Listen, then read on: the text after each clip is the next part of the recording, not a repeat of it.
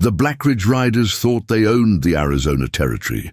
For 6 brutal years, their outlaw band had carved a bloody empire through intimidation and cold-blooded violence, leaving a trail of burning homesteads across 3 territories. But on a moonless desert night in the summer of 1878, they made a fatal mistake that would become whispered legend around campfires for generations to come. They kidnapped Thomas Hargrove, unaware his mother had spent months meticulously poisoning their only water source. The Black Ridge Riders saw what they wanted to see, a simple widow struggling to keep her small ranch alive, an easy target to pressure into selling her strategic water rights.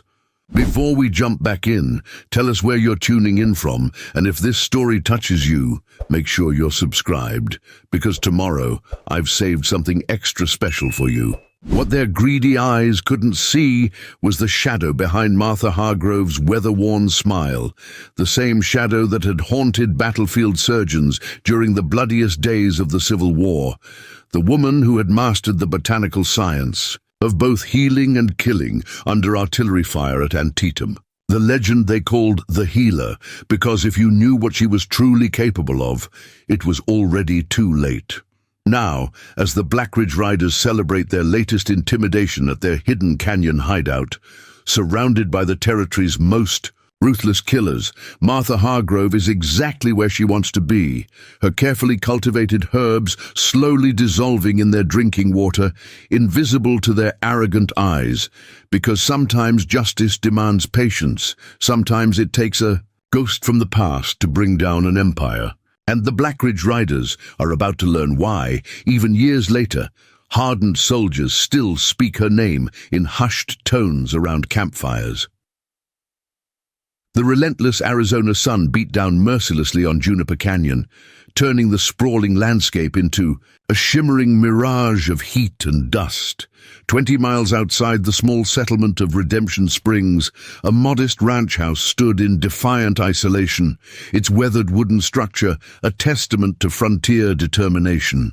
Inside, Martha Hargrove moved with practiced efficiency, her boots leaving precise tracks in the thin layer of dust that had settled overnight. To anyone watching, she looked like any other frontier widow starting her day. A 42-year-old woman, managing her late husband's struggling ranch alone. Nothing remarkable about her faded calico dress, worn boots, or the sun-bleached bonnet that shadowed her features. But Martha never stopped watching back, even in the presumed safety of her own home. The wall calendar caught her attention as she prepared morning coffee. 6 months since she'd returned to Redemption Springs. 6 months of careful planning, of building her facade, of becoming invisible in plain sight. The tin cup in her hand bore the faded inscription J.H., a reminder of her husband Jacob's 15 years working this land before a Black Ridge bullet took him the previous winter. Martha moved to the window, scanning the perimeter of her property with practiced precision. She caught a glimpse of movement in the distance, riders making their third pass along the property's border this week. Same gang colors, different men. The Black Ridge Riders were growing bolder. Inside the ranch house, her son Thomas was already at the kitchen table, his pencil moving across paper with quick, determined strokes. At 19, Thomas Hargrove carried himself with the thoughtful intensity of the engineer he aspired to become. Calculations for a new type of windmill spread before him, shirt sleeves rolled up despite the heat, his father's old pocket watch carefully placed beside his work. "They're back again," Martha said, without looking away from the window as she continued to track the rider's movement. Thomas tensed, but didn't raise his eyes from the drawings. "4th pass this week," he noted, his voice tight with controlled anger. "Sheriff Coleman says they're just passing through, heading to the new Silver Strike near Black Mesa.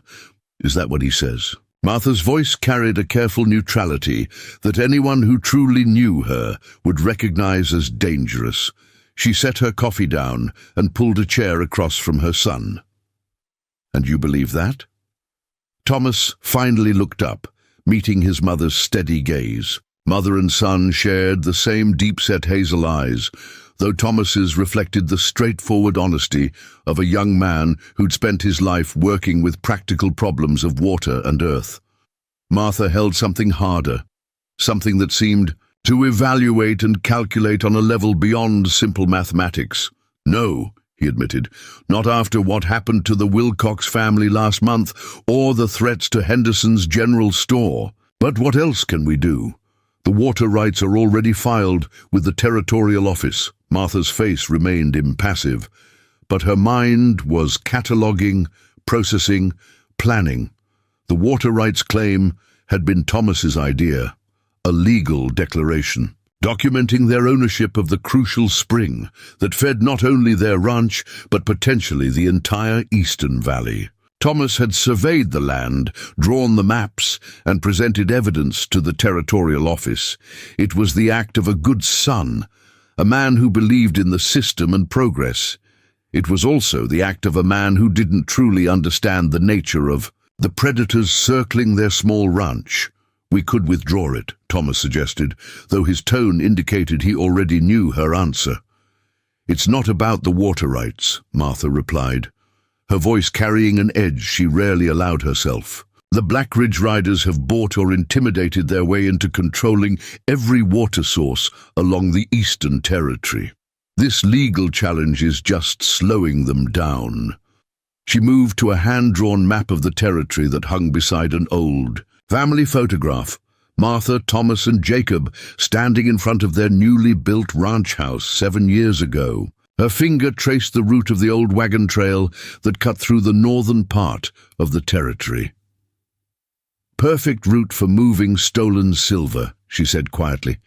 "Connects to the railroad, minimal law enforcement presence, good sight lines for spotting trouble."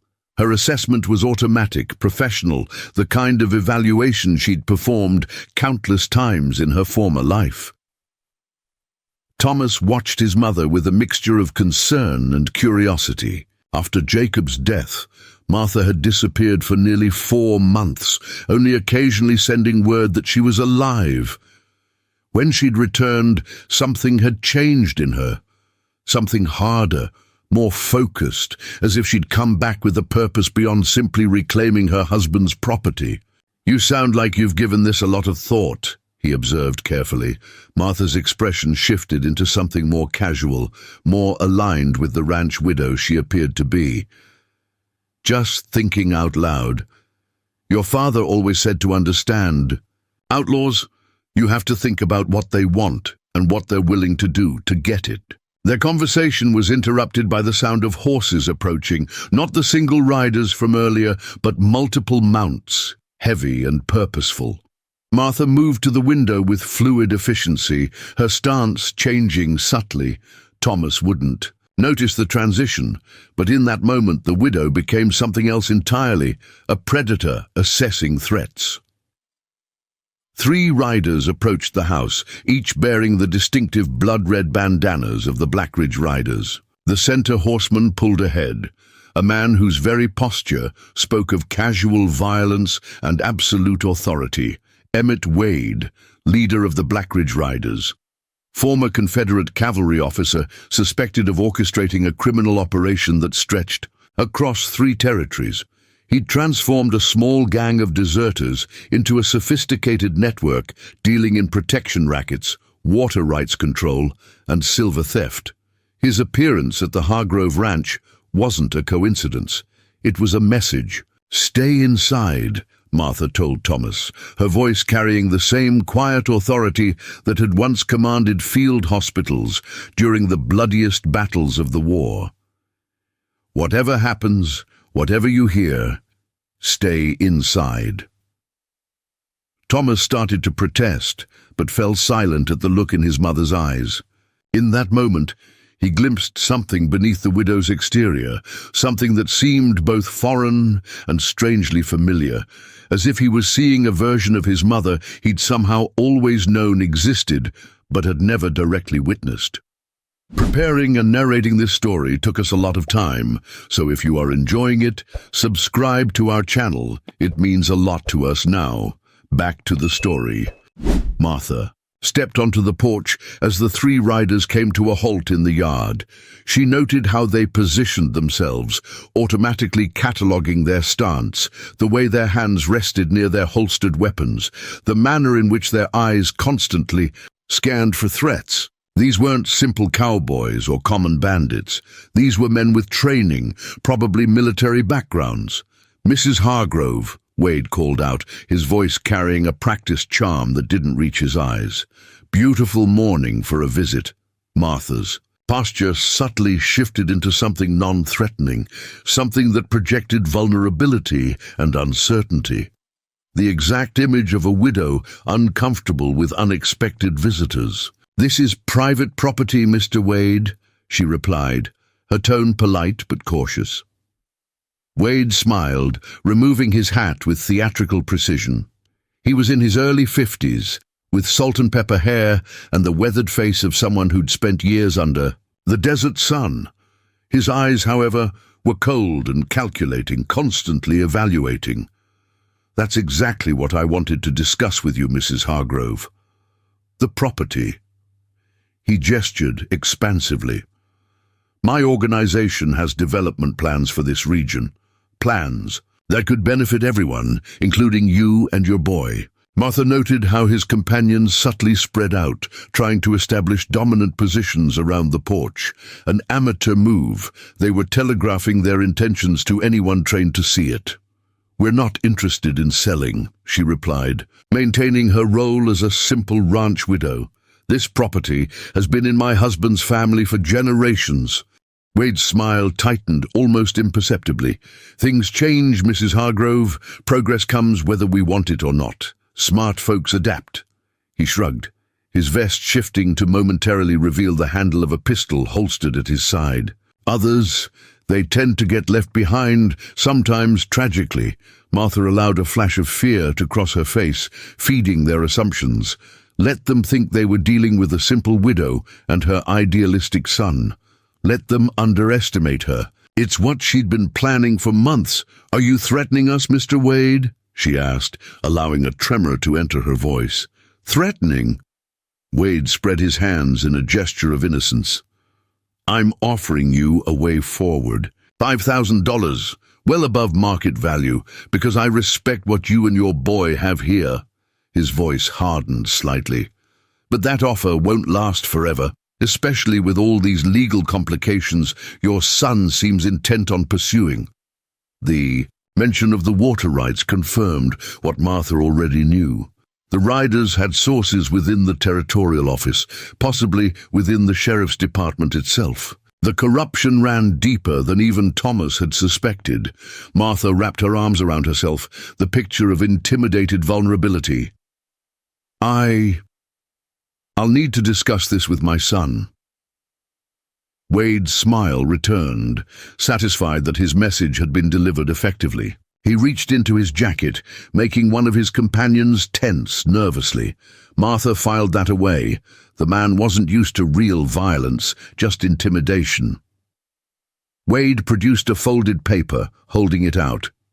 Martha stepped forward to take it, letting them see her slight tremor.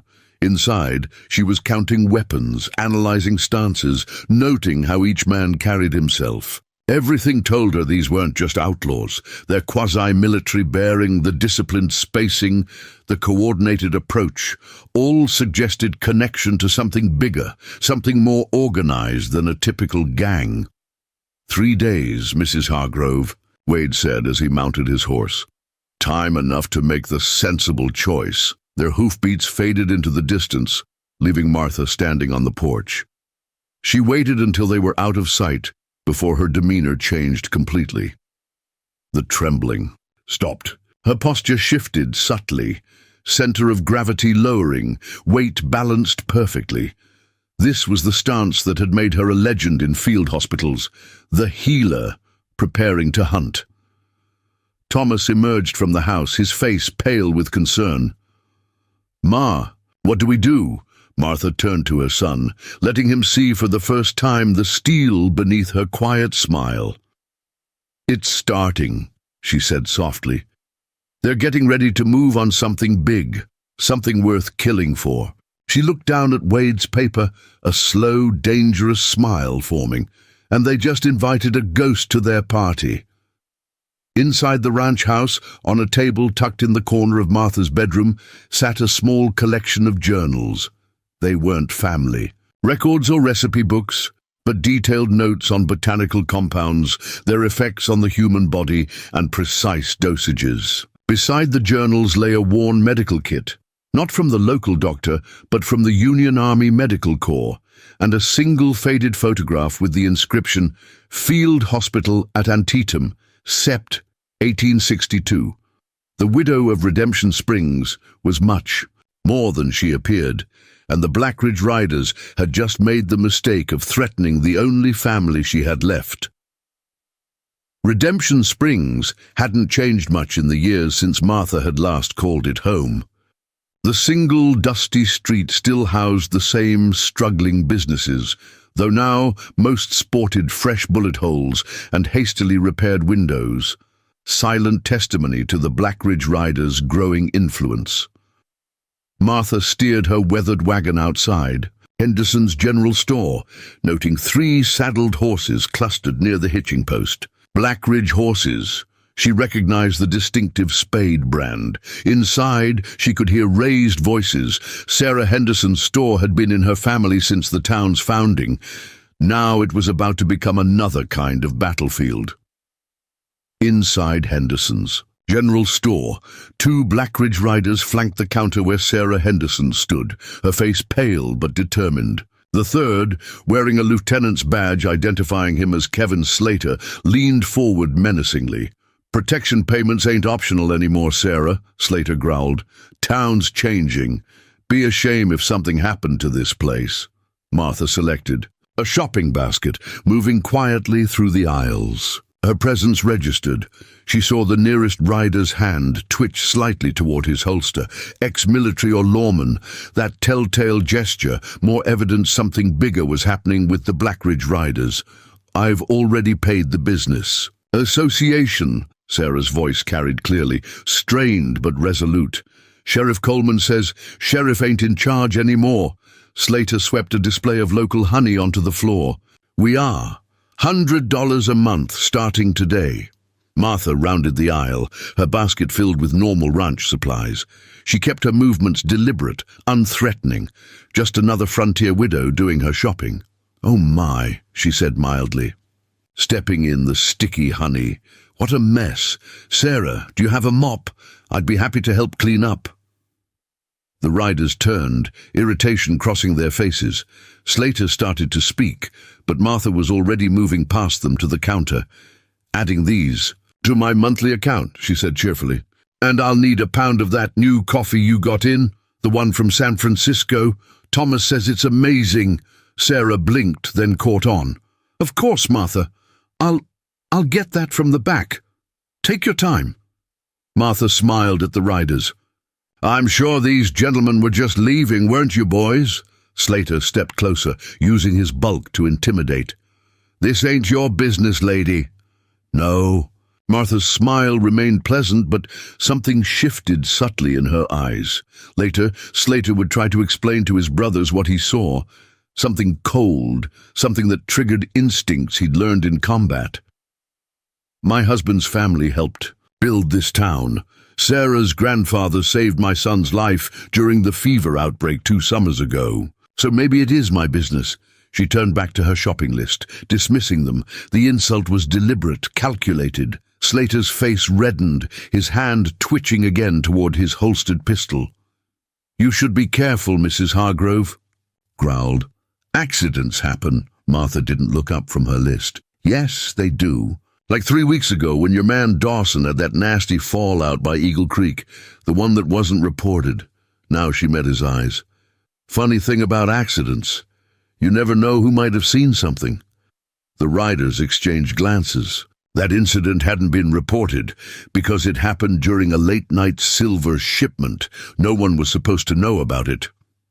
"We'll finish this later," Slater told Sarah, trying to salvage some authority, but his voice had lost its edge.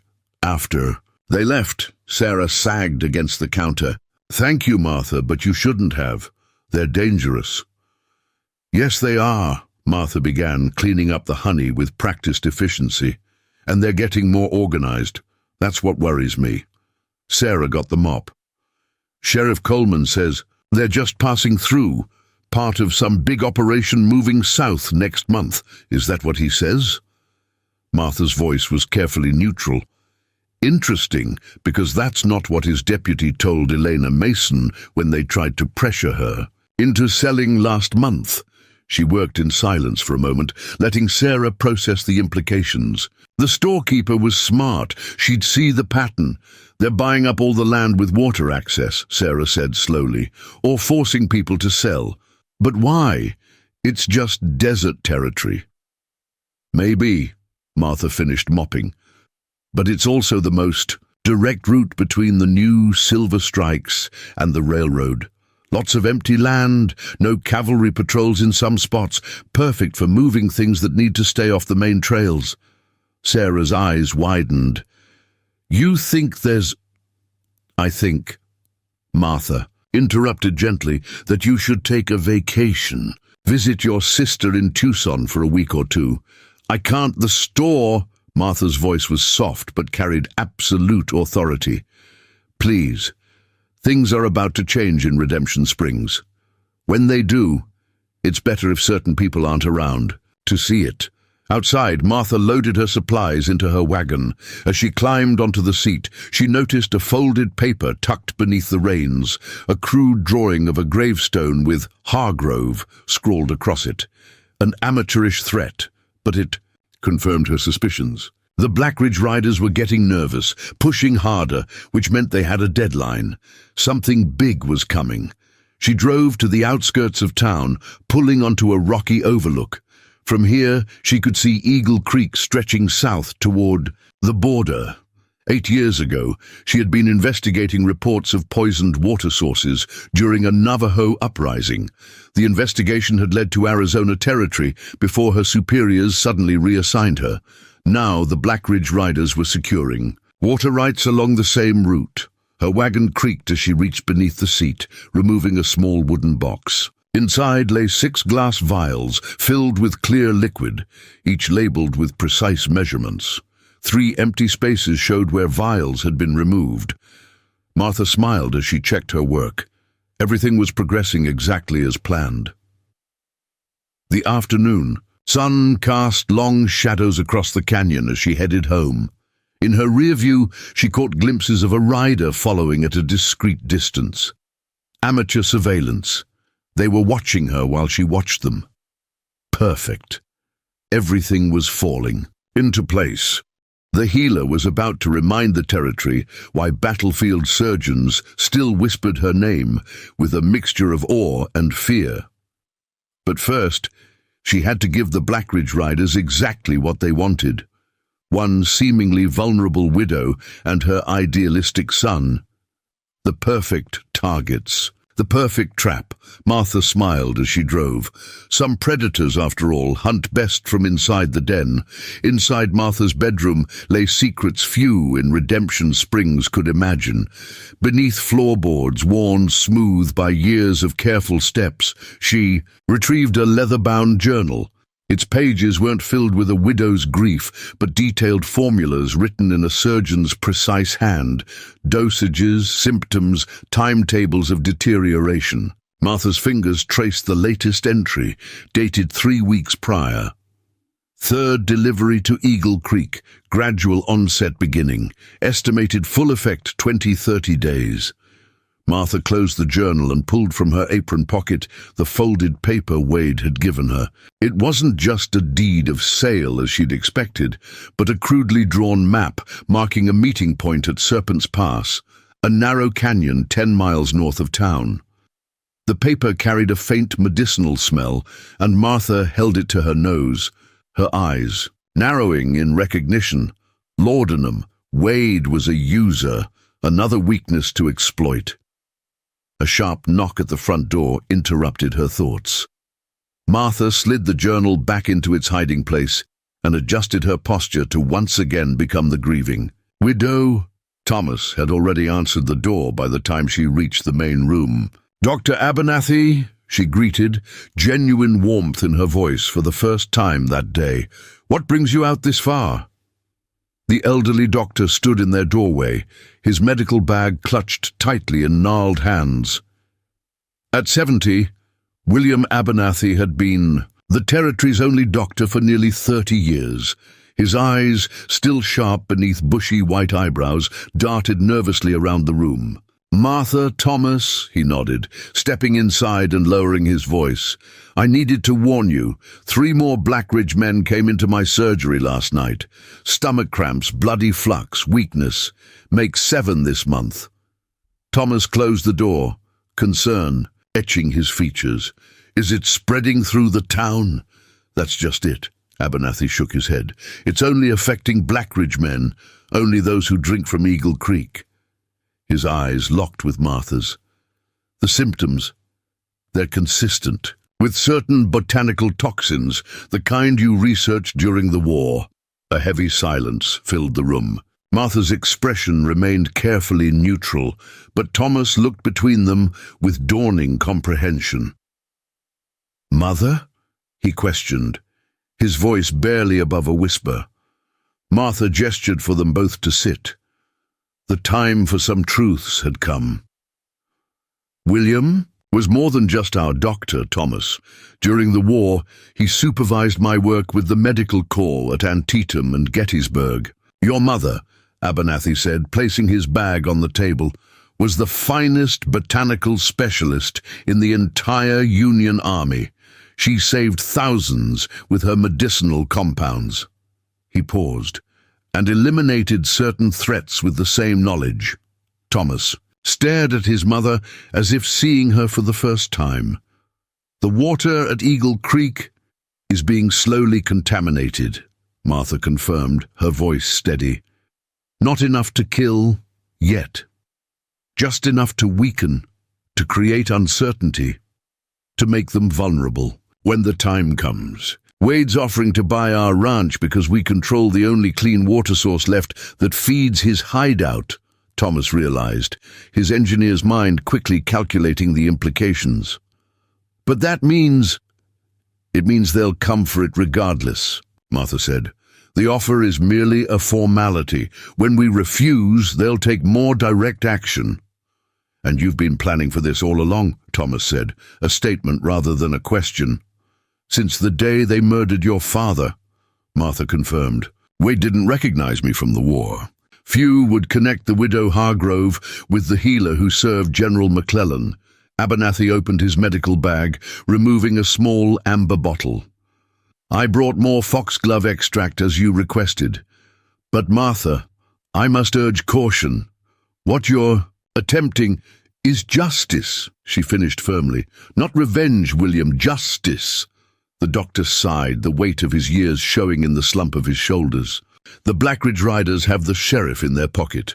3 territorial marshals have disappeared investigating them. What makes you think—" Martha's laugh held no humor.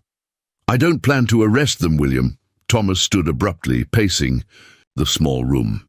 "This is madness. We should leave, sell the ranch, start somewhere new, and let them continue." Martha's voice remained calm, but carried an edge sharp enough to cut. "Let them take the next family's land, the next husband's life, the next child's future. They won't stop, Thomas. Men like Wade never do." Before Thomas could respond, the distant sound of galloping hooves drew their attention. Martha moved to the window, her body instantly alert. "Blackridge Rider," she reported, "coming fast, alone." "I should go." Abernathy gathered his bag. "No." Martha's command stopped him. "Stay inside with Thomas. This might be important." Martha stepped onto the porch as the rider skidded to a halt in a cloud of dust. She recognized him as Jeb Carter, one of Wade's younger recruits, barely 20, with a perpetual look of nervous energy. "Mrs. Hargrove," he panted, not bothering to dismount. "Mr. Wade sent me. There's been a change of plans." "What kind of change?" Martha allowed a tremor of fear to enter her voice. "He wants to meet with you and your boy tonight. Neutral ground, the Old Mission Church, to finalize the sale." Carter's eyes darted around nervously. 8 o'clock. Come alone. "We haven't agreed to any sale," Martha protested. "Wade says you will," Carter replied, already turning his horse. "Says to tell you he's not a patient man. 8 o'clock. He spurred his mount, disappearing in another cloud of dust. Martha remained on the porch long after he'd gone, her mind working through the implications. When she finally returned inside, her expression had hardened into something that made even Abernathy step back. "It's happening faster than I anticipated," she said. "They're desperate for clean water. The symptoms are accelerating." "What will you do?" Thomas asked. Martha moved to the fireplace, retrieving a hidden derringer from behind a loose brick. "Spring the trap early." "Martha, no," Abernathy pleaded. "It's too dangerous. Wade never meets anyone without at least 6 men hidden. Nearby, I'm counting on it." Martha checked the small pistol with practiced hands. "Thomas, I need you to ride to Fort Buchanan. Find Captain Reynolds. He served with your father. Tell him exactly what I told you to say if this day ever came." "The message about settling accounts?" Thomas asked, his face pale. Martha nodded. "He'll understand. William, I need you to prepare your surgery for multiple patients." "Martha," the doctor began. "Not for the Blackridge men," she interrupted. "For the townspeople who might get caught in what's coming." A heavy silence fell over the room as the full scope of Martha's plans began to dawn on both men. "You've been preparing for this since before you returned," Thomas said slowly. "The herbs you've been growing, your trips to Eagle Creek, the old army contacts you've been writing to." "Yes," Martha admitted simply. "How many Blackridge men are there?" Thomas asked. 27, Martha replied without hesitation. 17 at their main camp near Eagle Creek. 6 usually patrol the territory. 4 stay with Wade." Thomas exchanged a glance with Abernathy. The level of intelligence she'd gathered was unsettling. "And you've been poisoning their water supply for how long?" Abernathy asked quietly. 3 months. Gradual doses building slowly. By now, most of them can barely stay in the saddle for more than an hour. Their aim is compromised. Their judgment clouded. "That still leaves 27 armed men," Thomas protested. Martha's smile was cold. 24 as of this morning. 3 are already in the ground behind their camp." Thomas stared at his mother, truly seeing her for the first time. This wasn't the woman who'd baked bread and tended garden throughout his childhood. This was someone else entirely, someone forged in battlefield hospitals and refined by personal tragedy. "What's at the old mission church?" he asked finally. "A trap," Martha replied, tucking the derringer into her sleeve. "Either for us or for them. We'll see which." The abandoned mission stood silhouetted against the setting sun, its bell tower crumbling from years of neglect. Built by Spanish missionaries a century earlier and abandoned during Apache raids, it now served as neutral ground between the scattered ranches. Martha approached alone on horseback, her widow's black dress replaced by practical riding clothes, her hair tightly bound beneath a plain hat. She appeared unarmed, but Thomas knew better. His mother carried death in every fold of her clothing, every pocket, perhaps in the very touch of her hands. From his hidden position among rocks overlooking the church, Thomas watched through his father's old spyglass. Despite his mother's instructions to ride for Fort Buchanan, he couldn't leave her to face this alone. What he saw chilled him to the bone. Wade hadn't come with just 4 men. At least a dozen Blackridge riders surrounded the mission, positioned behind crumbling walls and atop the bell tower. It wasn't a meeting, it was an ambush. Martha dismounted calmly, tying her horse to a hitching post as if arriving for Sunday services. If she noticed the hidden men, she gave no indication. "Mrs. Hargrove," Wade's voice boomed from the church doorway. "Welcome. I see you came alone. Wise decision." "Mr. Wade," Martha acknowledged, her voice carrying clearly in the evening air. "I see you didn't." Wade chuckled, stepping into view. Even from a distance, Thomas could see the man looked unwell. His face was pale, his normally immaculate appearance now disheveled. The poison was working.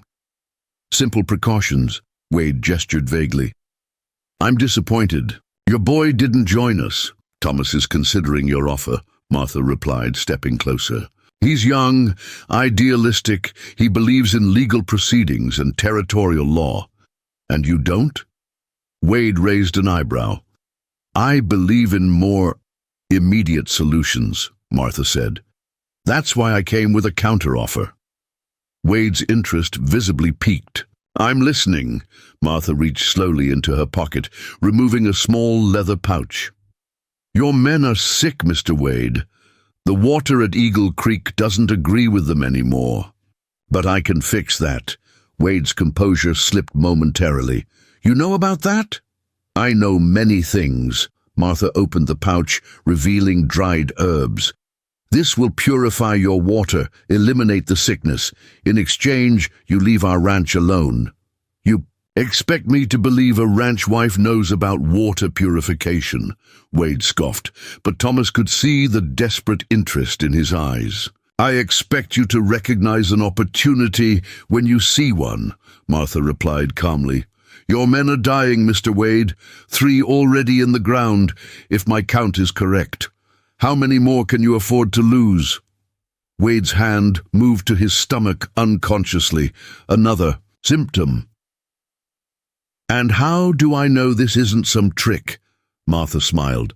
Because I'll demonstrate. Bring me water from Eagle Creek. I'll drink it first, then purify the rest. A flicker of uncertainty crossed Wade's face. He hadn't expected this turn. Johnson, he called to one of his men, bring the water skin. Thomas watched in horror as his mother's plan unfolded. She knew exactly how desperate these men were, how the mysterious illness was decimating their ranks. She was using their fear against them. As Johnson approached with the water skin, Martha's eyes scanned the surroundings, taking in each hidden gunman's position. Thomas knew she was counting, calculating, preparing. Before we proceed, Martha said, her voice suddenly harder, you should know that I've already treated the water at 3 other points along Eagle Creek. Your men at the main camp drank the antidote with their morning coffee. Wade stiffened. What are you saying? I'm saying, Martha stepped closer, no longer playing the role of intimidated widow, that I'm the reason your men are sick, and I'm the only one who can save them. A deadly silence fell over the mission. Grounds! Wade's hand hovered near his pistol. Who are you? He demanded, his voice barely controlled. They called me the healer during the war, Martha replied, and Thomas saw recognition dawn in Wade's eyes. McClellan's witch, he whispered, his Confederate background revealing itself. They said you could kill a man with a handshake, cure, gangrene with a poultice, identify poison with a single sniff. They said a lot of things, Martha agreed, not all of them exaggerated. Wade drew his pistol, but his hand shook visibly. Why reveal yourself now? Because tonight is when it ends, Martha said simply. One way or another. Thomas raised his rifle, preparing to fire if Wade threatened his mother, but something in her posture told him to wait. She was still in control. You poisoned an entire water supply, Wade said, a hint of admiration in his voice despite himself. Just to get to me. No, Mr. Wade, Martha corrected. I poisoned 1 water supply to save dozens of families from your particular brand of progress. Your death is merely a bonus. Wade's laugh turned into a cough, flecks of blood appearing on his hand. Even if you kill me, my men will tear you apart. Your men, Martha glanced at the increasingly nervous riders emerging from hiding, are already dead. They just don't know it yet. The final stage began this morning when I increased the dosage. Without the antidote, none of you will see tomorrow's sunset. The mission grounds erupted in panic as Blackridge men realized the full implications of her words. Some drew weapons, others backed away in fear. "Kill her!" Wade shouted, raising his pistol, but Martha was already moving, the small derringer appearing in her hand as if by magic. Her first shot caught Wade in the shoulder, spinning him around. The second hit the water skin, spilling its contents into the dust. "The only water source free of poison is at my ranch," Martha announced as chaos erupted around her. "Surrender now, and you might live." Thomas watched in awe and terror as his mother, the quiet widow, the gentle healer, the woman who had tucked him in at night with stories of faraway places, became death incarnate before his eyes. The battle for Redemption Springs had begun, and Martha Hargrove had just revealed her true self to the very men who had underestimated her for far too long. Gunfire erupted across the mission grounds as Martha darted behind a crumbling stone wall. Bullets struck ancient adobe, sending dust cascading around her. From his hidden position, Thomas tracked the Blackridge shooters through his rifle sights, his finger hovering on the trigger. But his mother had been right.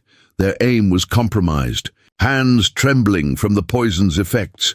Shots went wide, giving Martha the precious seconds she needed. Through the chaos, Thomas spotted Wade stumbling toward his horse, clutching his bleeding shoulder. Two riders flanked him, providing cover as their leader attempted to escape. Thomas steadied his breath, preparing to fire, when a flash of movement caught his eye. Martha emerged from behind the wall, a second weapon drawn, not another derringer, but a military Colt revolver that had remained hidden beneath her riding jacket. Her first shot dropped one of Wade's protectors. Her second struck Wade's horse, sending the animal bolting into the darkness. Her third caught the second protector in the leg.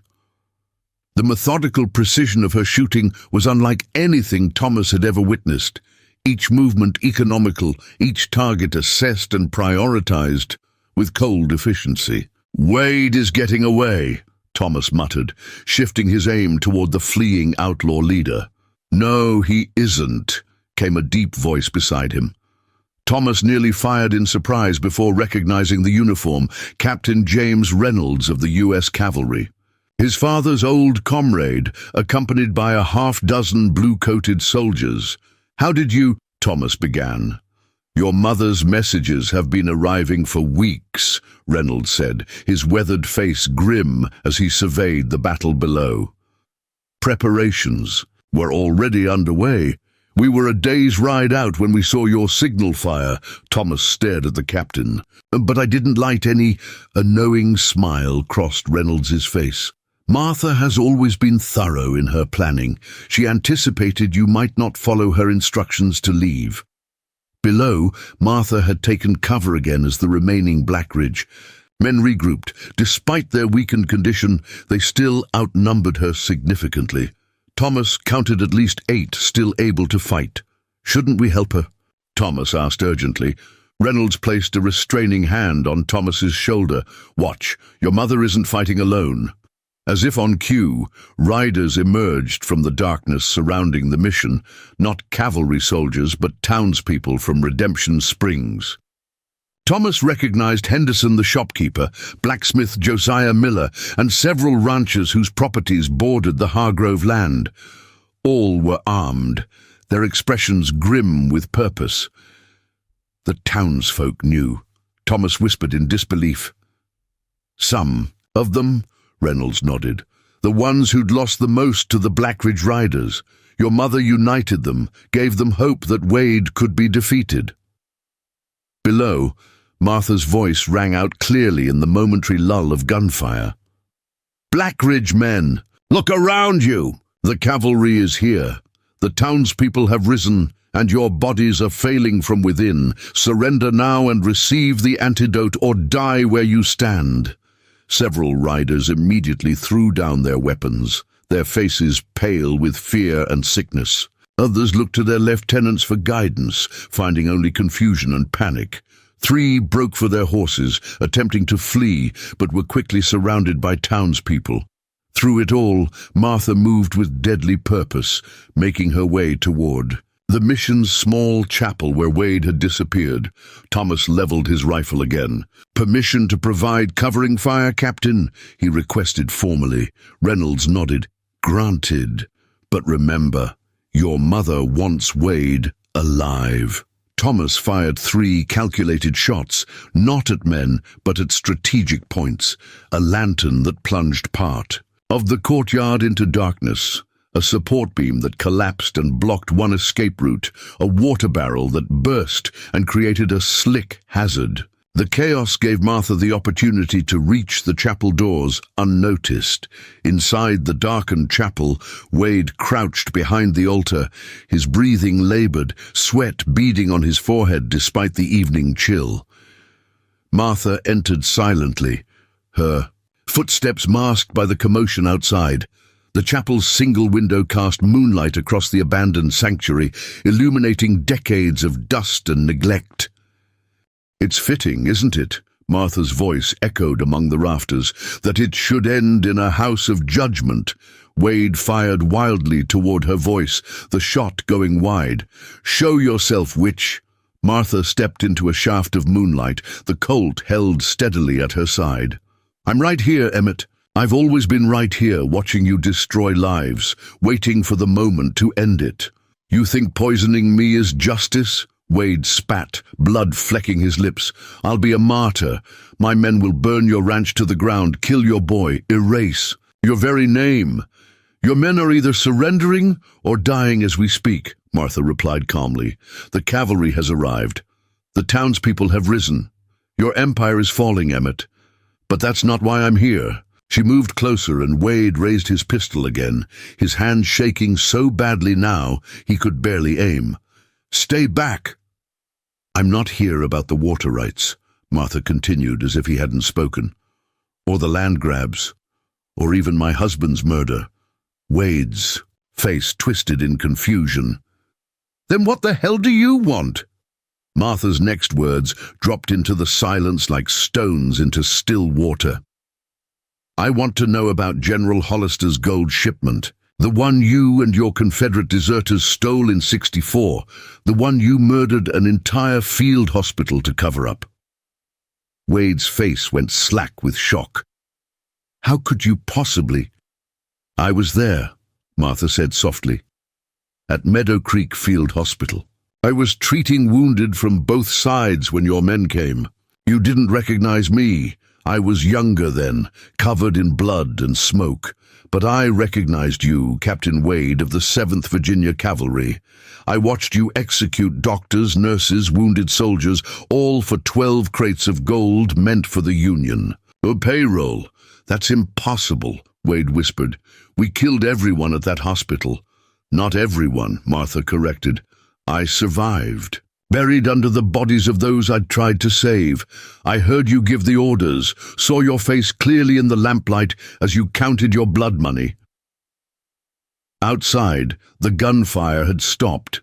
The sounds of surrender and cavalry commands filtered through. The chapel's broken windows. "So this," Wade gestured weakly at himself, at his poisoned body, "all of this was about revenge for something that happened 13 years ago?" "Justice," Martha corrected again. "Not just for the hospital, but for every life you've taken since. The poison in your water isn't fatal, Emmett. Not yet. I needed you weakened but alive. Because you're going to tell Captain Reynolds exactly where the remaining gold is hidden. The gold that funded your rise in the Arizona Territory." Wade's laugh turned into a wet cough. "And why would I do that?" Martha knelt beside him, close, enough that he could see her eyes in the moonlight. "Because I'm giving you a choice that you never gave any of your victims. Confess, return the stolen gold, face a military tribunal, and I'll administer the antidote. Your death will be quick and official, by firing squad rather than by inches as your organs fail." "And if I refuse?" Wade challenged, though fear had replaced the arrogance in his voice. Martha stood, her expression impassive. "Then I leave you to the poison. It will take 3 more days. Your skin will yellow, your insides will liquefy. You'll beg for death long before it comes." Thomas and Reynolds entered the chapel, weapons ready, followed by 2 cavalry soldiers. They found Martha standing over Wade, who had slumped against the altar, his pistol lying useless at his side. "He's ready to talk," Martha told Reynolds, without looking away from Wade. "About Meadow Creek, about the gold, about everything." Reynolds' face hardened at the mention of Meadow Creek. "Sergeant, secure the prisoner, careful. He's evidence in a military investigation now." As the soldiers moved to take Wade into custody, Thomas approached his mother, seeing her clearly, for the first time. "You never came back just for Father's murder, did you?" "Your father's death gave me the freedom to finish what I started 13 years ago," Martha replied quietly, "to find the last of the men responsible for Meadow Creek." "How? Many others?" Thomas asked. "7, Martha said. "Wade is the last. The others met justice in different ways, in different territories. Reynolds joined them as Wade was led outside. You should have told me from the beginning that Wade was one of the Meadow Creek deserters. The army has been hunting them since, in '64. Would you have believed me?" Martha asked. "A widow with no proof except her own testimony? No, James. I needed to draw him out, make him reveal himself." "And the poison?" Reynolds raised an eyebrow. "Derived from foxglove and several native plants," Martha explained. "Slow-acting, debilitating, but ultimately survivable with the proper antidote. I needed him weak, but coherent enough to confess." Before Reynolds could respond, shouting erupted. Outside, they rushed from the chapel to find one of the cavalry soldiers on the ground, bleeding, and Wade nowhere to be seen. "He broke free," the injured soldier gasped. "Pulled a hidden knife, took Jenkins' horse." "Which way?" Martha demanded, her composure cracking for the first time. "North," the soldier pointed. "Toward Serpent's Pass." Martha turned to Reynolds.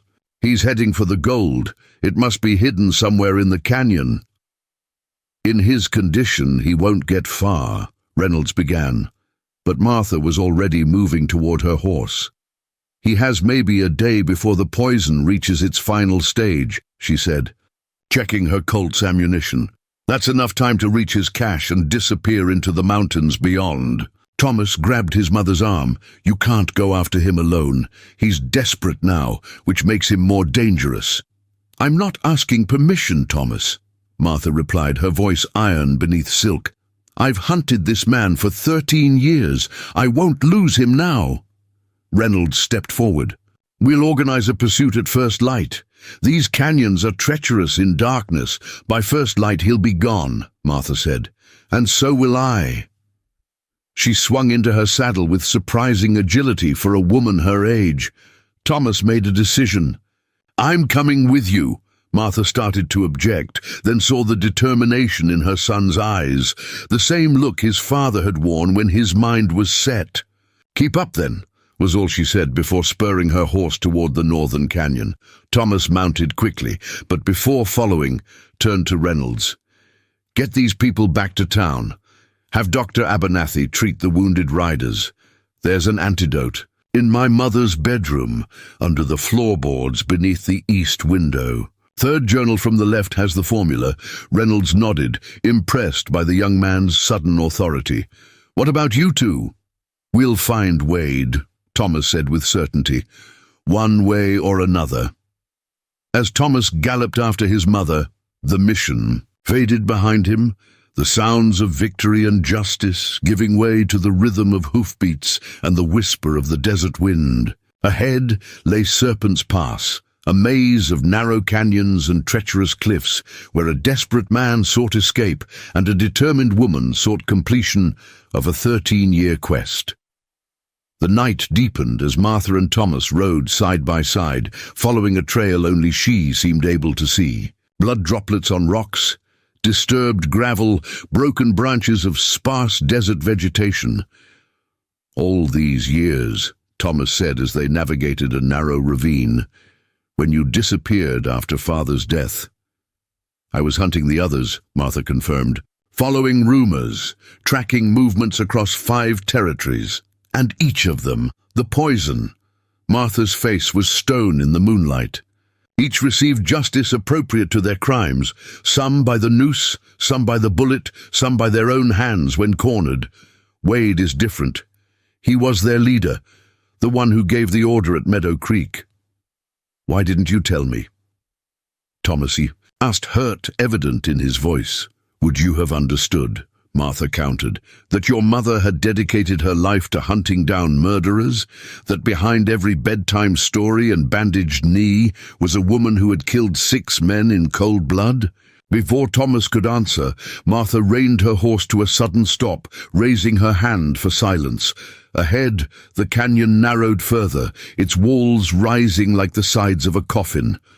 Martha dismounted, gesturing for Thomas to do the same. "He's close," she whispered. "The poison is affecting his judgment. He's left too clear a trail."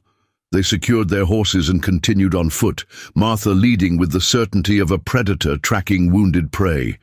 The moon slipped behind clouds, plunging the canyon into near-total darkness. Thomas strained to see, but Martha moved confidently, each step placed with deliberate precision. A sound echoed from ahead, the scrape of boot on stone, followed by labored breathing. Martha froze, then pointed to a narrow side canyon barely visible in the gloom. Thomas nodded, understanding her silent command. He would circle around while she advanced directly. As Thomas crept through the darkness, he reflected on how his perception of his mother had transformed in mere hours. The gentle widow, the skilled healer, had been replaced by this avenging spirit who moved through the night like a ghost. Yet, somehow, both versions were true. Parts of a whole he had never fully seen until now. Ahead, a faint glow appeared, a small campfire shielded by rocks. Wade had stopped, either from exhaustion or confidence that he'd lost his pursuers. Thomas positioned himself on a ledge overlooking the small clearing, rifle ready. Martha approached from the opposite direction, her footsteps silent on the canyon floor. Wade sat hunched by his meager fire, digging through saddlebags with shaking hands. Beside him lay a canvas-wrapped bundle that could only be the gold, or part of it. "Hello, Emmett," Martha said quietly, stepping into the firelight with her Colt aimed steadily. Wade jerked upright, reaching for his gun, but the poison had progressed further. His movements were uncoordinated, almost drunken. "How?" he gasped.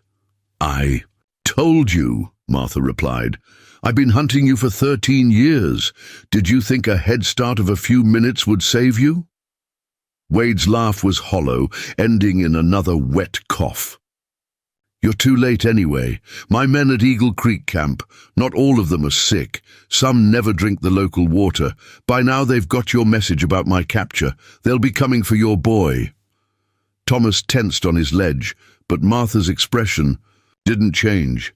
"You mean Slater and his patrol? The ones who only drink whiskey from their private stock?" A cold smile touched her lips. "The whiskey I've been doctoring for the past month every time they visit Henderson's store? They're likely unconscious by now. The cavalry is probably finding them as we speak." Wade's face contorted with rage and disbelief. "You think of everything, don't you, witch?" "Not everything," Martha admitted, circling closer. "I didn't anticipate your escape tonight. A small oversight. My last, where you're concerned." Wade leaned forward, his face ghastly in the firelight. "You want to know something funny? I don't even remember Meadow Creek. It was just another raid to me. Just another day in a war that turned men into animals." For the first time, Martha's composure cracked. "You slaughtered 63 people, wounded soldiers, doctors, nurses who had treated your own men just days before. And you don't remember?" "War is hell, Martha." Wade smirked despite his condition. "You of all people should know that." Martha's finger tightened on the trigger, and Thomas prepared to witness his mother's final act of vengeance. But instead, she slowly lowered the Colt. "You're right, Emmett. War is hell. So is revenge." She reached into her pocket and withdrew. "A small vial. This is the antidote. Take it and live long enough to face a military tribunal. Tell them everything about Meadow Creek, about the gold, about every life you've destroyed since. Let justice be served in the light, not in darkness." Wade stared at the vial, then at Martha, confusion evident. "Why would you offer me that now, after all this?" "Because I'm not you," Martha said simply. "I never was." She placed the vial on a rock between them and stepped back. "Your choice, Emmett. Die slowly here, or live to face your judgment." Thomas watched, breath held as Wade considered. The vial. The outlaw's hand reached out, trembling violently now, fingers just brushing the glass. Then, with a sudden surge of desperate strength, he lunged, not for the antidote, but for his discarded pistol. "Die, witch!" he screamed, raising the weapon. 2 shots rang out simultaneously, one from Martha's Colt and one from Thomas's rifle on the ledge above. Wade collapsed beside the fire, the pistol unfired in his rigid grip. Martha stood motionless for a long moment, then slowly holstered her weapon. She knelt beside Wade's body, checking for a pulse she knew wouldn't be there. "It's over," she said, her voice carrying clearly to Thomas. "All of it. Finally over." Thomas scrambled down from his position, joining his mother by the fire. Together they sat in silence as the flames illuminated the gold that had cost so many lives. "What now?" Thomas finally asked. Martha looked at her son, and for the first time since this began, he saw tears in her eyes. "Now we go home. We rebuild. We heal." She touched his face gently. "The healer's work is done. It's time for Martha Hargrove to truly live again." As dawn broke over Serpent's Pass, mother and son began their journey back to Redemption Springs, leaving behind the darkness that had claimed so many lives. The poison that had flowed through Eagle Creek would soon be cleansed. The gold returned to its rightful owners, and the legend of the healer would fade into frontier myth. But in Redemption Springs, a widow and her son would plant new gardens, build new windmills, and find that justice, once served, could finally make way for peace. Dawn broke over Serpent's Pass in streaks of crimson and gold, illuminating Martha and Thomas as they made their way back toward Redemption Springs. Wade's body lay wrapped in canvas, slung across his own horse, the stolen gold secured in saddlebags. Evidence of crimes spanning more than a decade. Neither mother nor son had spoken much since the confrontation at the campfire, each lost in private reflections on how their world had transformed in a single night. As they emerged from the canyon's mouth, they spotted dust clouds rising from the direction of town. Riders approaching at speed. Martha's hand moved instinctively to her revolver before recognizing the blue uniforms of Captain Reynolds and his cavalry patrol. "Martha!" Reynolds called as they drew near. "Thank God we found you." His expression was grim, his uniform stained. With smoke and what looked distinctly like blood, Martha reined her horse to a stop, instantly alert. "What's happened, James?" Wade's second-in-command, Dixon. He wasn't at Eagle Creek with the others, Reynolds reported breathlessly. "Must have been out recruiting. Returned with 15 new men just before dawn. They attacked the town." Thomas felt his blood turn to ice. "The townspeople fighting back when we left to find you," Reynolds assured him. "We've got men positioned at strategic points, but Dixon's crew isn't suffering from your poison. They're at full strength and well-armed." Martha's expression hardened, the weariness of the night's pursuit vanishing instantly. "Casualties?" "2 of my men wounded. Henderson took a bullet to the arm defending his store. The blacksmith Miller." Reynolds hesitated. He didn't make it. Thomas saw a flash of pain cross his mother's face, a rare crack in her composed exterior. Miller had been his father's friend, had taught Thomas his first lessons in metalworking. "What about Dr. Abernathy?" Martha asked, her voice tightly controlled, barricaded in his surgery with the wounded. "Dixon's men haven't breached it yet, but they're focused on finding you 2. Reynolds glanced at Wade's body. "They know their leader is missing." Martha was already turning her horse toward town. "How many total in Dixon's crew?" 15 new men, plus Dixon himself," Reynolds calculated. 4 of the original Blackridge Riders joined them. Seems they were out on patrol and missed your a poison." 20 against what?" Martha asked. 8 cavalry, maybe a dozen townspeople still able to fight." Reynolds' expression was grim.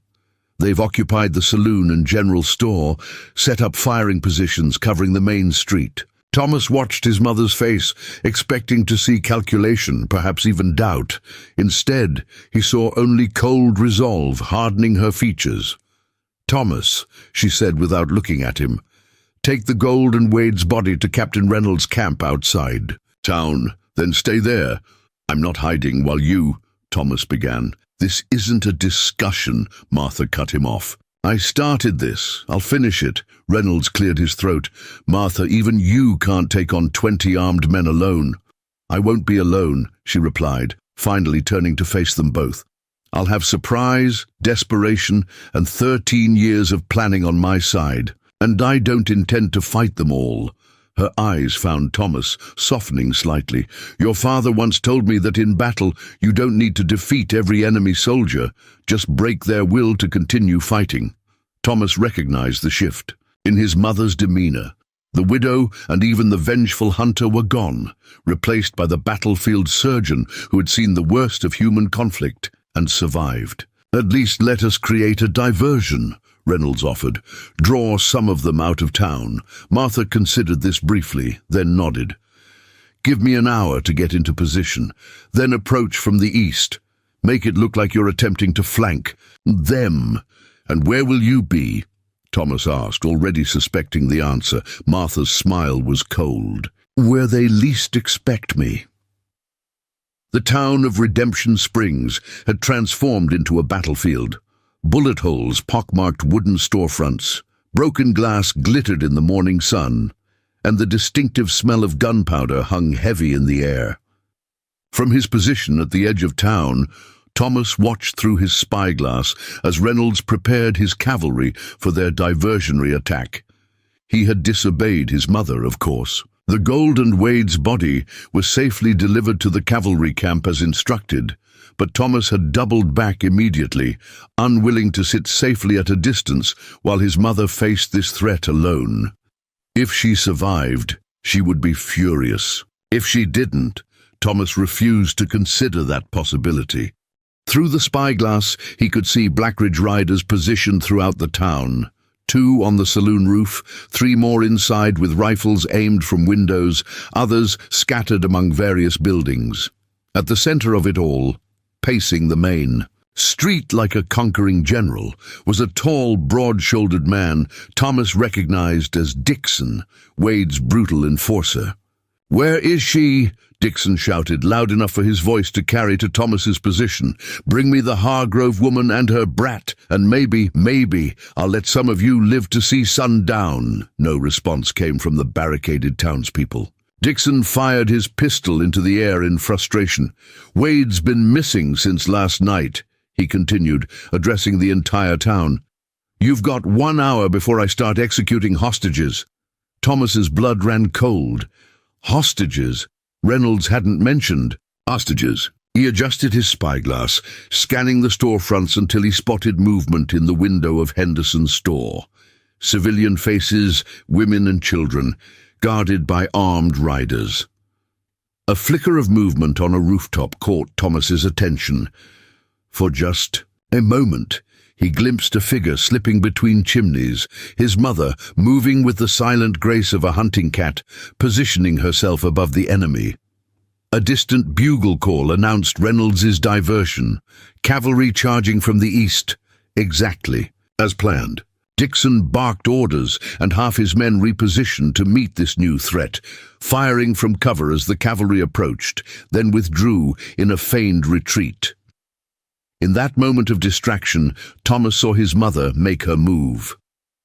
From the roof of the general store, she dropped silently onto the back porch, disappearing into the building where the hostages were held. Thomas held his breath, counting seconds that felt like hours, wondering what was happening inside. Suddenly, smoke began pouring from the general store's chimney. Thick, oddly colored smoke with a greenish tinge.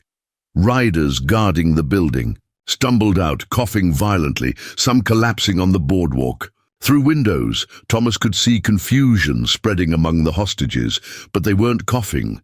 They were covering their faces with damp cloths, clearly prepared for whatever his mother had released.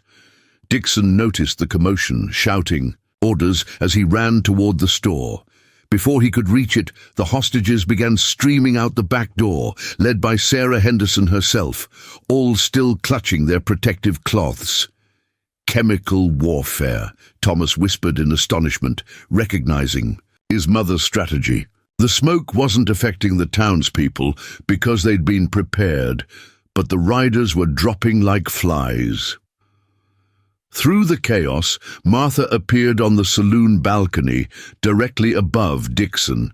She dropped something into his path, a small glass vial that shattered at his feet, releasing another cloud of noxious vapor. Dixon staggered, firing blindly upward as the substance took effect.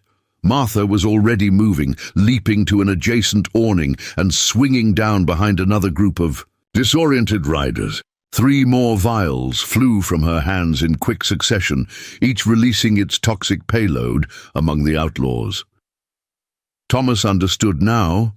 This was war as his mother had experienced it, battlefield medicine inverted into chemical weaponry. She wasn't trying to kill all 20 men. She was breaking their ability to fight, creating panic and confusion. As Reynolds's cavalry charged again, no longer a feint but a genuine attack, Thomas made his decision. Abandoning his observation post, he raced toward town, rifle in hand. If his mother was bringing the battle to a close, he would be there to help finish it. By the time he reached the main street, half the Blackridge riders were incapacitated, choking and blind from Martha's chemical assault. Others were engaged with Reynolds's cavalry at the east end of town. Only Dixon and 3 others maintained some semblance of organized resistance, barricaded in the saloon. Thomas spotted his mother crouched behind a water trough, reloading her. Colt. He slid into position beside her. "I told you to stay at the camp," she said without looking at him, no surprise in her voice. "You should have known better," Thomas replied simply. A ghost of a smile touched Martha's lips. "I did. That's why I had Henderson distribute the protective cloths to the hostages 2 weeks ago, just in case." She nodded toward the saloon. "Dixon's holed up with 3 others. They've blocked the doors and windows." "What was in those vials?" Thomas asked, genuinely curious. "Modified tear gas. Similar to what I developed during the war, but refined with local botanicals. Temporary blindness, respiratory distress, disorientation." She checked her ammunition. "Non-lethal, mostly." "You never intended a bloodbath," Thomas realized. "There's been enough death," Martha said quietly. "These men followed Dixon and Wade because they're desperate, criminal, or foolish, but they're not the architects. The leaders deserve justice, the followers, perhaps mercy." A shot from the saloon shattered a window nearby, sending glass raining over them. "Although," Martha added dryly, "my mercy has limits." Reynolds appeared at the edge of the street, signaling that his men had secured the eastern approach. Martha nodded in acknowledgement, then turned to Thomas.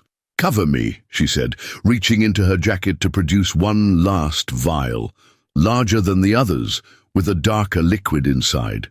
Before Thomas could protest, she was moving, darting between cover with surprising speed for a woman who had been riding and fighting without rest for nearly a day. Thomas provided covering fire, forcing Dixon's men to duck whenever they tried to target his mother. Martha reached the side wall of the saloon, flattening herself against it to avoid the shots ringing out from within.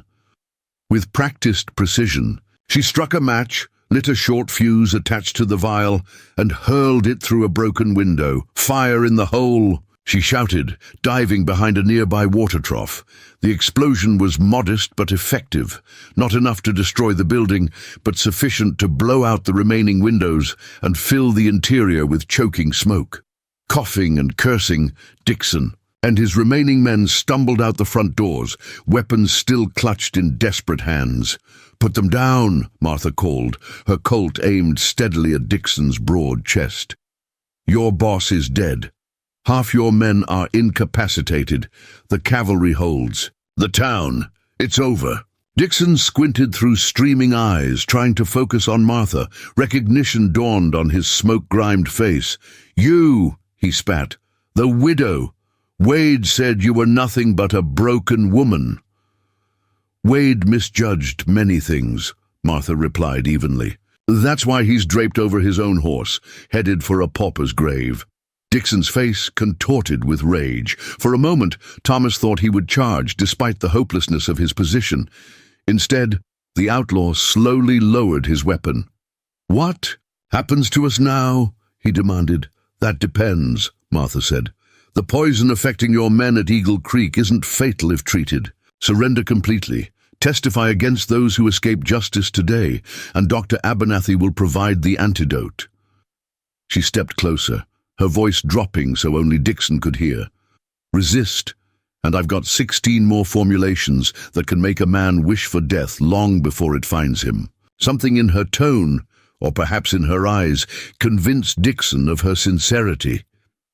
He dropped his gun in the dust and signaled for his remaining men to do the same.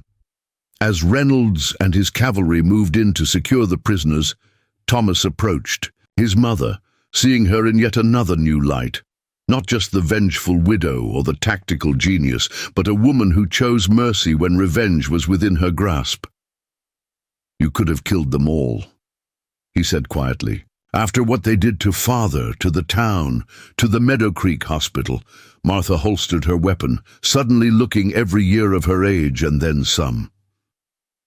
"There was a time when I would have," she admitted. "When I first began hunting Wades, men I left no survivors. But with each death, I felt less human, more a weapon myself." She looked around at the damaged town, the wounded and stunned riders, the emerging townspeople. "This way there are witnesses. The story will spread. The legend becomes something more useful than mere vengeance." Dr. Abernathy approached, his medical bag clutched in gnarled hands, his eyes taking in the aftermath of Martha's chemical warfare with professional interest. "Magnificent work," he said, examining one of the incapacitated riders. "Some new compound." "I'll show you my notes later," Martha promised, then grew serious. "How many wounded?"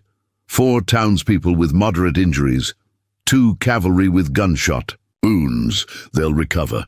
5 of these outlaws with various ailments, not counting the chemical exposure. The old doctor shook his head. "Could have been much worse." "Miller?" Martha asked softly. Abernathy's expression fell. "Nothing I could do. He stood his ground at the smithy, gave time for 3 families to reach my surgery." Thomas saw his mother, absorbed this news, filing it away with all the other losses that had shaped her life. One more debt to be paid. Reynolds joined them, his uniform dusty but his bearing proud. "We've got all the surviving riders in custody. The gold's been secured as evidence. I've sent riders to Fort Buchanan for reinforcements and transport for the prisoners. And Wade's body," Martha asked, "will be properly identified, documented, and buried under military supervision," Reynolds assured her. "His crimes at Meadow Creek won't be forgotten again. The other deserters you encountered, we'll need statements about them too." Martha nodded, the weight of 13 years visibly lifting from her shoulders. "I have detailed journals, everything you'll need for your reports." As the captain moved off to supervise his men, Thomas touched his mother's arm. "What now?" he asked, the question encompassing far more than just their immediate future. Martha looked around at the town, damaged but surviving, its people emerging from hiding, already beginning to assess and repair. Her gaze drifted to the distant shape of their ranch on the horizon. "Now," she said softly, "we rebuild. I've spent 13 years living for the dead. Perhaps it's time to start living for the living." Sarah Henderson approached, a cloth still, clutched in her hand, her eyes wide with a mixture of fear and newfound respect as she looked at Martha. "You saved us," the storekeeper said simply. "You knew they'd come for revenge, and you prepared us." "I brought this on you," Martha corrected. "Wade would never have threatened the town if not for my actions." Sarah shook her head firmly. "The Blackridge Riders were strangling this town long before you returned. The protection money, the intimidation, the accidents that befell anyone who defied them. You didn't bring this on us. You ended it. Other townspeople gathered around, each with similar sentiments. Thomas watched in fascination as his mother, the secret avenger, the poison specialist, the widow with a deadly purpose, was transformed before his eyes into something else entirely, a hero. As the sun climbed higher over Redemption Springs, Martha Hargrove walked through the town she had saved, her son at her side, her mission finally complete. The legend of the healer would spread across the territories, but it would be a different story now, not of vengeance, but of justice, not of death, but of rebirth. And in the whispers around frontier campfires, a new tale would be told, of outlaws who kidnapped a widow's son, not knowing she had already poisoned their water supply. A tale of how underestimating one woman's determination had brought down an empire of evil that had terrorized the Arizona Territory for 6 long years. The Blackridge Riders were finished, their reign of terror ended not by an army of lawmen, but by a widow with the knowledge of herbs, the precision of a surgeon, and the patience of a hunter. The West would remember her name, and those who preyed on the innocent would learn to fear the quiet women with worn hands and watchful eyes. For sometimes the most dangerous predator isn't the one who howls its threats to the moon, but the one who waits in silence, poison already flowing through the water long before the first shot is fired. 3 weeks after the Battle of Redemption Springs, as the townsfolk had taken to calling it, a military tribunal convened at Fort Buchanan. Martha sat rigidly in her chair as she testified, recounting the atrocities at Meadow Creek Hospital with clinical precision, her voice never wavering despite the horror of her words. Thomas watched from the gallery, seeing not just his mother, but the complex mosaic of identities she embodied, healer, widow, avenger, and now reluctant legend. The proceedings lasted 5 days. Dixon and 17 surviving Blackridge Riders faced charges ranging from murder to theft to conspiracy. Wade's crimes, posthumously documented, cast a long shadow over the proceedings. When Martha finally stepped down from the witness stand, having laid bare 13 years of meticulously gathered evidence, the gallery sat in stunned silence. "The military court thanks you for your testimony, Mrs. Hargrove," Colonel Wainwright, the presiding officer, said with unusual gentleness. "Your service during and after the war has been extraordinary." Martha nodded once, her face a careful mask. Only Thomas could see the slight tremor in her hands as she gathered her notes, the sole outward sign of the emotional toll exacted by reliving those memories. Outside the fort's administrative building, Captain Reynolds waited with their horses.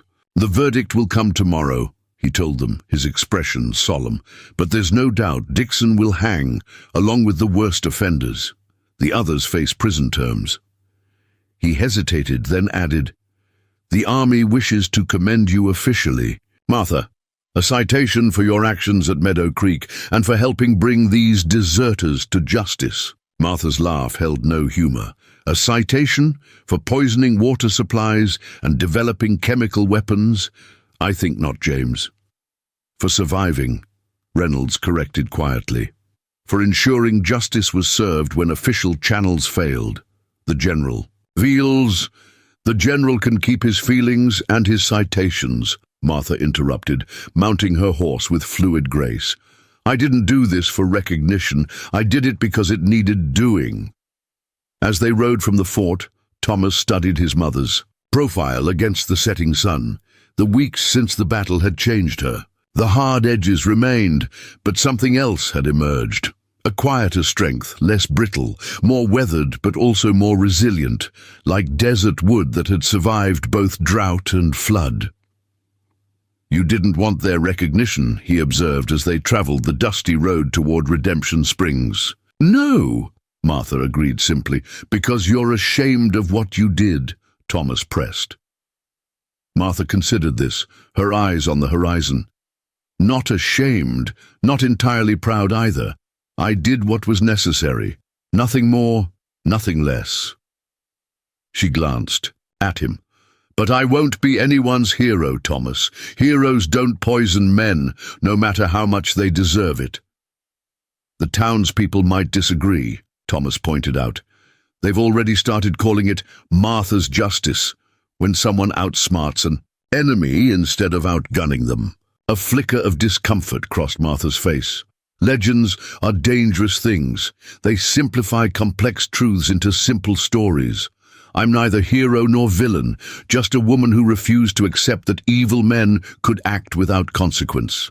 They crested a rise, and Redemption Springs came into view below them. Even from a distance, the changes were visible. New construction had begun where buildings had been damaged in the fighting. The main street bustled with activity, not just the usual commerce, but purposeful rebuilding. Most striking was the new structure rising beside Dr. Abernathy's surgery, a two-story building of fresh-cut lumber with large windows and a wide porch. "What's that?" Martha asked, pointing to the unfamiliar construction. Thomas smiled, pleased that for once he knew something his observant mother had missed.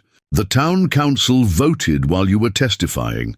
They're building a proper clinic with a research laboratory." Martha reined her horse to a stop. "A laboratory?" "For you," Thomas said simply. "Dr. Abernathy is getting too old for full-time. In practice, the town needs a new doctor, someone with knowledge of both healing and the specific challenges of frontier medicine." "I never completed my formal medical training," Martha protested. "The war interrupted." "Abernathy says you know more than most practicing physicians," Thomas countered. "And after what you did for the town, let's just say there's no one they'd trust more with their lives." Martha sat silently for a long moment, absorbing this unexpected turn. When she finally spoke, her voice held a thread of wonder. "They're not afraid of me after what I did. They're afraid of you," Thomas acknowledged with a hint of a smile. "But they're more afraid of the next threat without you to protect them. Fear and respect aren't mutually exclusive out here." As they resumed their journey toward town, Martha's posture shifted subtly, not the rigid vigilance of the avenger or the careful deference of the widow, but something new, something that looked remarkably like purpose. The clinic opened as autumn painted the surrounding hills in russet and gold. Martha stood on its freshly built porch, watching as townspeople gathered for the dedication ceremony. Sarah Henderson had organized everything, from the ribbon cutting to the simple reception afterward. "Never thought I'd live to see Redemption Springs with a proper medical facility," Dr. Abernathy remarked, joining Martha on the porch. His gnarled hands clutched a beautifully carved wooden box, a gift from Thomas, who had discovered his own talent for craftsmanship in recent months. "I still don't know if I'm the right person for this," Martha admitted, fingering the brass key in her pocket. Abernathy snorted. "Who better? You've seen the worst humanity offers and still chose to heal rather than harm in the end." "I harmed. And plenty along the way," Martha reminded him. "Yes," the old doctor agreed, "and that knowledge will make you a better healer. The best doctors are those who understand both how to save lives and, when necessary, how to end suffering." He patted the wooden box. "These old hands can't perform surgery anymore, but I can still teach. Between your knowledge and my experience, we'll train the next generation properly." Mayor Coleman called for attention, and the assembled townsfolk quieted. Martha was surprised by the turnout. Not just the prominent citizens and business owners. But ranchers from outlying homesteads, cavalry officers from the fort, even a delegation of local Navajo with whom she had begun building cautious relationships through her botanical knowledge. "Today marks a new chapter for Redemption Springs," the mayor announced. "From tragedy, we've found renewal. From danger, we've found security." His eyes found Martha. "And in our darkest hour, we found unexpected strength." The speech was mercifully brief. When it concluded, Sarah Henderson stepped forward with a simple brass plaque to be mounted beside the door. Martha expected it to bear her name, perhaps some flowery dedication. Instead, it read simply, "That others may live." Martha blinked back unexpected tears as she ran her fingers over the engraved letters. "Perfect," she whispered. Thomas joined her as the ceremony concluded, and people began filing inside to tour the new facility. "The laboratory equipment arrived yesterday," he told her. "I set it up according to your specifications." "Thank you," Martha said, meaning much, more than just the equipment. She looked at her son, no longer just the idealistic young engineer, but a man who had faced darkness and emerged stronger, who had seen his mother's true nature and accepted both its shadow and light. "I'm thinking," Thomas said, unrolling a set of drawings, "about that irrigation system we discussed. If we modify your cultivation beds behind the clinic, we could grow 3 times the medicinal herbs with half the water." Martha studied the designs, impressed by her son's ingenuity. The last few months had seen him throw himself into supporting her work with the same passion he once reserved for his windmill designs. More importantly, he'd begun working with the local Navajo, learning their water conservation techniques and adding his own innovations. "It's good," she said, pointing to a section of the drawing. "But if we redirect this channel here, we could add desert plants that need minimal water but have exceptional medicinal properties." As they discussed the plans, Martha felt something she had almost forgotten, the simple joy of building rather than destroying, of planning for life rather than death. Later, as sunset painted the clinic in amber light, Martha stood in her new laboratory. Glass vials, so similar to those that had carried her weapons, now stood ready to produce medicines. The journals that had once documented poisons were being transcribed into formal medical references, with Abernathy adding his observations to her research. From a locked cabinet, she removed one final journal, bound in faded red leather, its pages filled with formulas never meant to heal, her weapons, her vengeance, her darkness. For a moment, she held it over the small stove that heated the room, considering. "Keep it," came Thomas's voice from the doorway. "Not to use, but to remember." Martha turned, surprised by his presence and his insight. "The woman who wrote those formulas is still part of you," he continued. "Denying that won't make her disappear, but you can choose which parts of yourself to nurture going forward." Martha returned the journal to the cabinet, locking it securely. "When did you get so wise?" she asked with the ghost of a smile. "I had a good teacher," Thomas replied. "Someone who showed me that our past shapes us but doesn't define us. That even after the deepest darkness, there can be light again." Outside, Redemption Springs settled into evening routines. Inside the new clinic, Martha Hargrove, widow, healer, avenger, and now physician, began organizing her supplies for tomorrow's first official patients. The poison expert had become the healer again. The water that had once carried death would now sustain life, and the legend of the healer would evolve into something more complex and more true, a story not just of vengeance achieved, but of renewal found in its aftermath. Winter came early to the Arizona Territory that year, bringing rare snowfall that transformed Redemption Springs into an unfamiliar landscape of pristine white. Martha stood at her clinic window, watching as children darted through the snow-covered street. Their laughter a stark contrast to the grave matters that had occupied the town just months earlier. A knock at the door interrupted her reverie. Thomas entered, stomping snow from his boots, his arms laden with mail and parcels. "Supply wagon finally made it through," he announced, depositing his burden on her desk. "And letters from back east." Martha sorted through the packages, identifying medicines she'd ordered and equipment for the laboratory. Among the papers was an official-looking envelope bearing a government seal. She hesitated, then broke the wax with her thumbnail. "It's from the War Department," she said, scanning the contents. "They're finally releasing the full records of the Meadow Creek massacre, and—" She paused, her expression unreadable.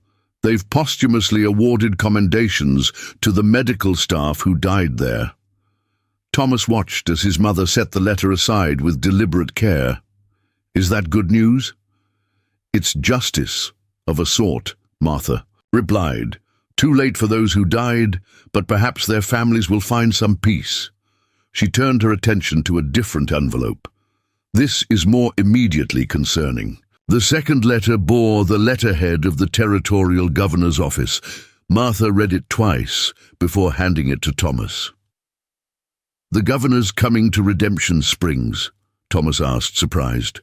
"Why would he—" "Politics," Martha said simply. "Word of what happened here has spread. He wants to align himself with a triumph of frontier justice before the spring elections." Her expression soured. "He's bringing reporters from San Francisco and Denver." Thomas understood his mother's discomfort. In the months since the Battle of Redemption Springs, her efforts to maintain a low profile had been increasingly unsuccessful. Travelers went out of their way to visit the town. Dime novels with lurid titles like The Vengeance of Widow Hargrove had begun appearing in general stores across the territory. "We could leave for a few days," Thomas suggested. "Visit that Navajo healer you've been corresponding with about desert botanicals." Martha considered this, then shook her head. "No, running would only feed the stories." She stood, straightening her apron with a decisive motion. "We have patients to care for. The governor can amuse himself however he wishes." Despite Martha's determination to continue her normal routine, preparations for the governor's visit transformed Redemption Springs. Buildings were freshly painted, streets cleaned, and a grand banquet planned at the newly rebuilt hotel. Mayor Coleman had requested Martha's presence at the head table, a request she had reluctantly accepted only after the mayor pointed out that refusing would draw more attention than attending. The morning of the governor's arrival brought an unexpected visitor to the clinic. Captain Reynolds, now promoted to major, appeared at her door in full dress uniform. "James," Martha greeted him, genuinely pleased despite the circumstances. "You're looking well." Reynolds removed his hat, revealing more grey in his hair than when they'd last met. "As are you, Martha. Frontier medicine clearly agrees with you." She gestured him to a chair, noting the leather portfolio he carried. "I assume you're here as part of the governor's entourage." "Officially, yes," Reynolds admitted. "Unofficially, I wanted to warn you. The governor has plans for today's ceremony that you should be aware of." Martha's eyes narrowed. "What kind of plans?" Reynolds opened his portfolio, extracting an ornate certificate. "He intends to present you with the Territorial Medal of Honor, publicly." "Absolutely not," Martha said immediately. "I told you at Fort Buchanan, I want no recognition." "I know," Reynolds sighed. "I tried to explain your feelings on the matter, but the governor is determined. This is an election year, and your story has captured public imagination across the territory." Martha paced to the window, her frustration evident. "My story has been twisted into frontier mythology. Those dime novels paint me as some avenging angel, not a woman who poisoned men and manipulated an entire town into becoming my unwitting accomplices." "Is that how you see what happened?" Reynolds asked quietly. Martha turned to face him. "Sometimes, on the dark nights when I remember the faces of every man I've killed. Other times," she gestured to the clinic around them, Other times, I find peace in what came after. Reynolds studied her for a moment. Perhaps that's what people respond to in your story, Martha. Not just the vengeance, but the redemption that followed. Before she could respond, Thomas burst through. The door. "They're coming," he announced. The governor's procession just reached the town limits. Half the territory seems to be following him. Martha sighed, resigned to the spectacle ahead. Very well, let's get this over with. The town square had been transformed for the occasion. A wooden platform stood draped in patriotic bunting, chairs arranged for dignitaries, and a crowd larger than Redemption Springs had ever seen filled every available space. Martha stood to one side, uncomfortable in her best dress, as the governor pontificated about frontier courage and justice prevailing against lawlessness. "And so," the governor concluded, his voice carrying across the hushed crowd, "it is my great honor to present Martha Hargrove with the Territorial Medal of Honor, in recognition of her extraordinary service in bringing the notorious Blackridge riders to justice and protecting the good people of Redemption Springs." Applause thundered as Martha was ushered forward. The governor beamed, already imagining the newspaper headlines. As he raised the medal, Martha stepped to the podium. "Governor," she said, her quiet voice somehow cutting through the cheers, "while I appreciate the gesture, I cannot accept this medal." A confused murmur rippled through the crowd. The governor's smile froze. "What I did wasn't heroic," Martha continued, her voice strengthening. "It was necessary, and more importantly, it wasn't done alone." She turned to face the townspeople. "Every citizen of Redemption Springs who stood against tyranny deserves recognition. Every cavalry soldier who rode to our aid, every person who chose justice over fear." She gestured to Dr. Abernathy in the front row. "If you wish to honor someone, honor this man who has served this community for 30 years. Honor Josiah Miller, who gave his life protecting others." Her gaze swept the crowd. "Honor the everyday, courage of frontier people who rebuild after tragedy, who choose to move forward rather than surrender." The governor attempted to recover, stepping forward with the medal still extended. "Mrs. Hargrove, your modesty is commendable, but—" "This isn't modesty," Martha interrupted firmly. "This is truth. And if there's one thing this town deserves, after all it's endured, it's truth." A moment of silence followed her words. Then, from the back of the crowd, someone began to clap. Others joined in, the applause building until it drowned out the governor's sputtering objections. Martha stepped away from the podium, the medal left unclaimed. As she moved through the crowd, people reached out to touch her arm, to whisper thanks, to offer silent support. Not for the legend she had refused to become, but for the truth she had insisted upon. That evening, as the governor's entourage hastily prepared to depart, their grand celebration cut awkwardly short, Martha sat on her clinic porch with Thomas and Dr. Abernathy. The town below had returned to its normal rhythm, the excitement of the day fading into the ordinary business of frontier life. "You embarrassed the governor," Abernathy observed, a note of approval in his voice. "I spoke the truth," Martha replied. "Something politicians rarely recognize."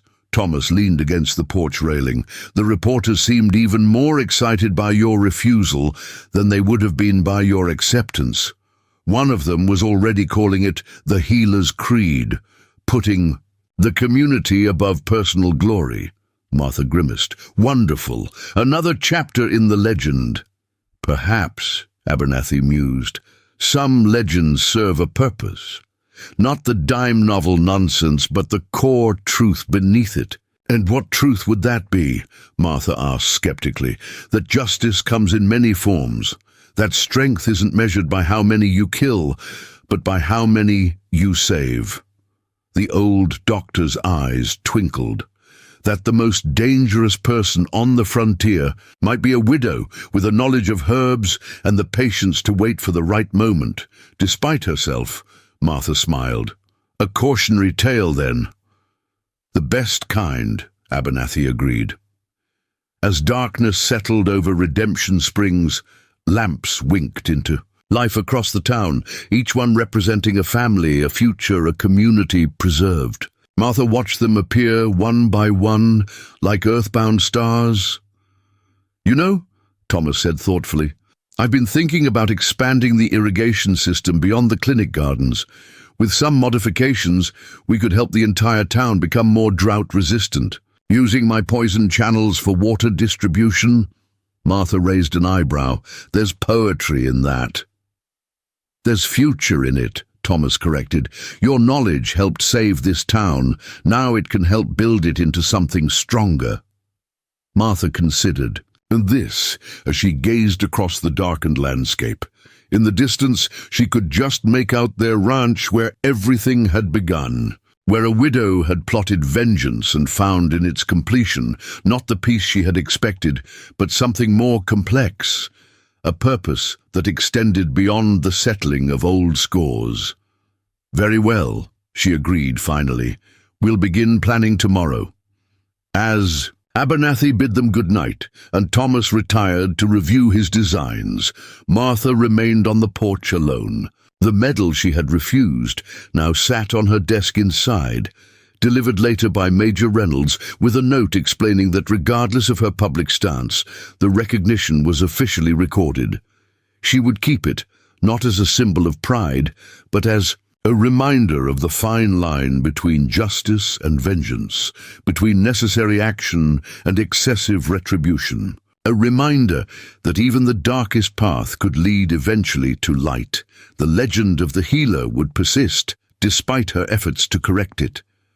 But perhaps, Martha reflected, watching as the last light in town winked out, the legend wasn't. What mattered was the truth it obscured and revealed in equal measure, that healing and harming were two sides of the same knowledge, that justice and mercy were not opposing forces but complementary ones, and that even the deepest wounds, both personal and communal, could eventually mend. In the years to come, travelers passing through Redemption Springs would hear various versions of the tale. How a widow poisoned an outlaw gang's water supply before they kidnapped her son, how she used botanical weapons to reclaim a town held hostage, how she refused glory in favor of truth. Some versions would exaggerate her exploits, others would question her methods, but all would acknowledge the transformation that followed. For Redemption Springs had earned its name twice over. First as a place where water bubbled up from desert, stone, and later as a community that had found renewal after devastation. And at its center stood a woman who had journeyed from healer to avenger and back again, bringing with her the most valuable medicine of all, the proof that after darkness, light could return, and after vengeance, life could begin anew. Up next, you've got two more standout stories right on your screen. If this one hit the mark, you won't want to pass these up. Just click and check them out, and don't forget to subscribe and turn on the notification bell so you don't miss any upload from us.